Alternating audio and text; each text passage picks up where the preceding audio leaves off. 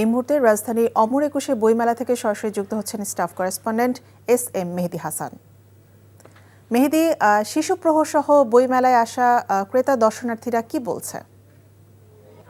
সুরভি, শিশু প্রহর আজ শুক্রবার যেহেতু শিশু প্রহর শুরু হয়ে গেছে 11টায় এবং বরাবর যেটা থাকে যে শিশুরা তার অভিভাবকের সাথে এখানে মেলায় আসে এবং মেলায় দেখতে পাচ্ছেন যে অনেক শিশুরা কিন্তু এসেছে।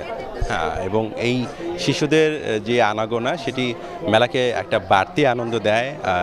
স্টলে ঘুরে ঘুরে রঙিন মলাট দেখে দেখে তারা যে বইগুলো নির্বাচন করে, বাবা মারা উৎসাহ দেন এবং বাবা মাদের সাথে আমি কথা বলেছি, তারা যেটা বলছেন যে শিশুদেরকে পাঠ্য বইয়ের বাইরে তাদেরকে সৃজনশীল বই পাঠে উদ্বুদ্ধ করতে এবং তাদেরকে তারা যেন বই বিমুখ না হন, যেহেতু এখন নানা ধরনের প্রযুক্তি রয়েছে যার কারণে বই বিমুখ হচ্ছে এবং চিন্তার যে জগৎ সেটি অনেক ক্ষেত্রেই সীমিত হয়ে যায়। ভাবনার জায়গা থেকে তারা চিন্তা করেন যে তারা যেন ছোটবেলা থেকেই বইয়ের সাথে পরিচিত হন।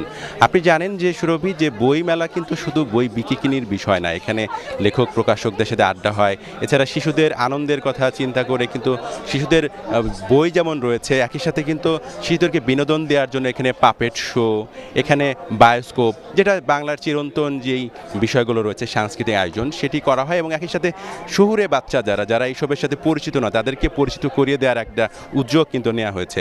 বরাবরই কিন্তু বাংলা একাডেমি মন্দিরের যে গেটটা থাকে সোহরাওয়ার্দী, সেখানে কিন্তু এই উদ্যোগটা নেয়, তবে এবার সোহরাওয়ার্দী প্রাঙ্গণের এই পাশটায় মুক্তমঞ্চের পাশে নেওয়া হয়েছে।